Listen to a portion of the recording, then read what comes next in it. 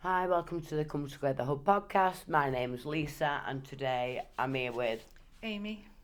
Daniel, Richard. and Richard. And today we're going to be discussing complacency in addiction or in recovery. So really, um, Dan, do you want to start? Yeah, I think sometimes I struggle to identify when I'm being too complacent. I think when things come up, like life on life's terms, and life can get in the way sometimes, even though I might be doing the things that suggested, like going to meetings, doing step work, ringing my sponsor. Am I just doing it to tick off a box because something else Yeah. is going on? So I think like I think you can still be complacent although you're doing everything. Yeah. If that makes sense. And I think that's the difficult thing with it, with complacency, and it's like, especially because I'm new in as well. Well, I'm nearly like just over a year into NA.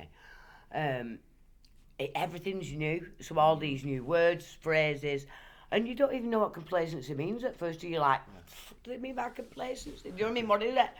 And it's only when I think because when I relapsed last year, that was because I wasn't aware that putting myself in situations with people who use, and you know what I mean, you have to get rid of all that, don't you? And it is hard at first when you first come in because you're used to that way of life and you're used to that, you know.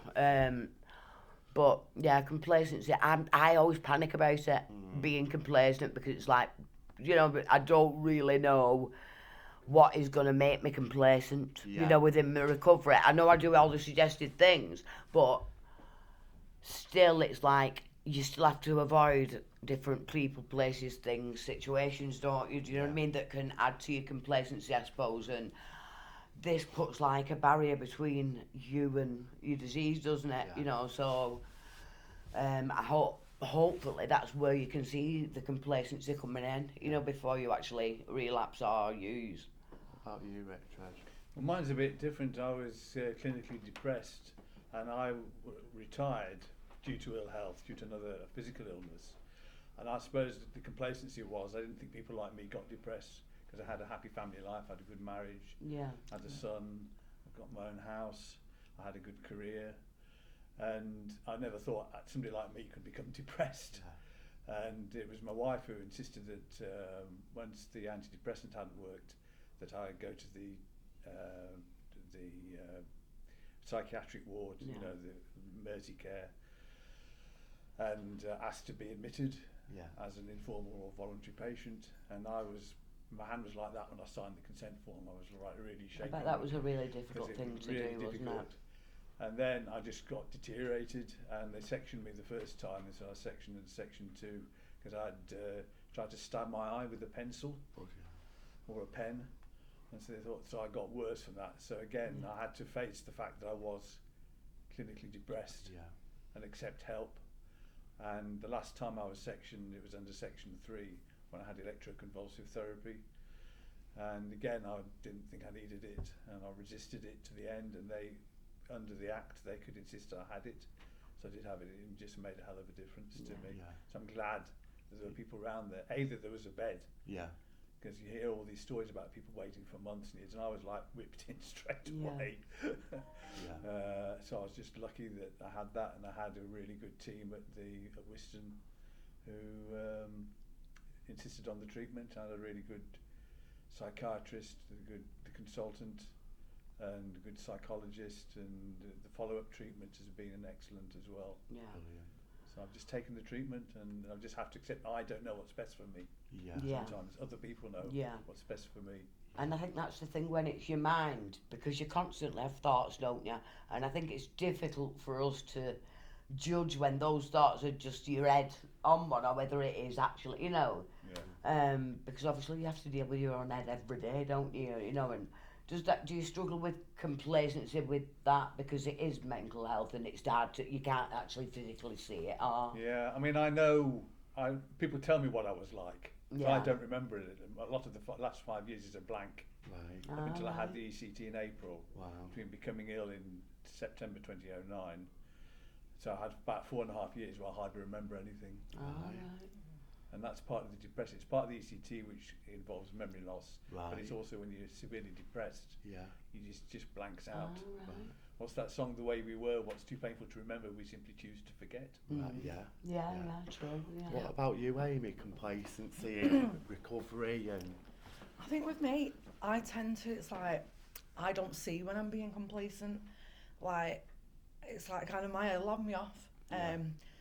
And it'll think like, you know, I'm doing well, you know, because I've got all these other things to be doing now. I'm like, you know, I'm a responsible member of society now. I've got to do this, I've got to do that, I've got to, you know. And then I realise it's been like 2 weeks. I've not been to a meeting, I've not done my step work, I've not phoned my sponsor.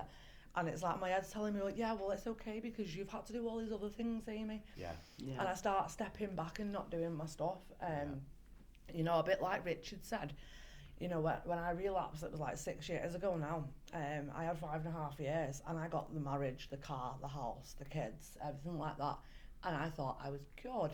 Yeah. You know, I thought I can just have a glass of wine with my tea now. Mhm. You know, it won't be like last time. And that led to a 6-year relapse. Yeah. You know, it's hell.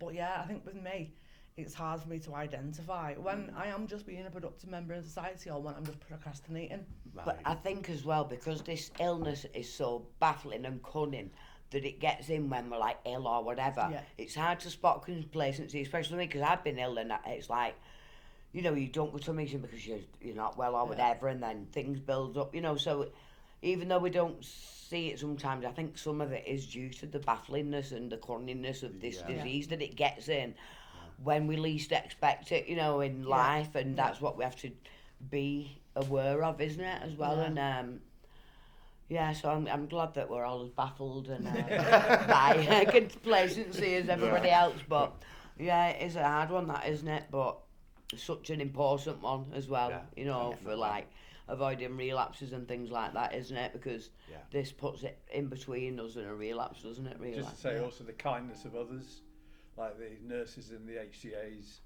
at Wiston, they were just brilliant. They were just so encouraging. Yeah. And so kind, and like they threw a surprise birthday party for me and things like that. And if you were awake in the middle of the night, they'd make you tea and toast. So don't just lie there, you know, by yourself. And they were just perfect. They'd do like 14-hour shifts back to back. They're still there with a smile the next morning. Yeah. Just brilliant. Yeah. Oh. And I think it's interesting as well how it's not just like drug addiction, it's like mental health that is, you know, as baffling as well, and it, you know, complacency, you know, can lead to issues with that as well. Yeah, you can easily turn around and go like, no, you miss a meeting or whatever. You can go, oh, well, I was all right missing one yesterday. Yeah. I'll be all right again today. Yeah, Just right, call it- we'll have to leave it there for today, but thank you for listening, and please like, subscribe and share. Goodbye.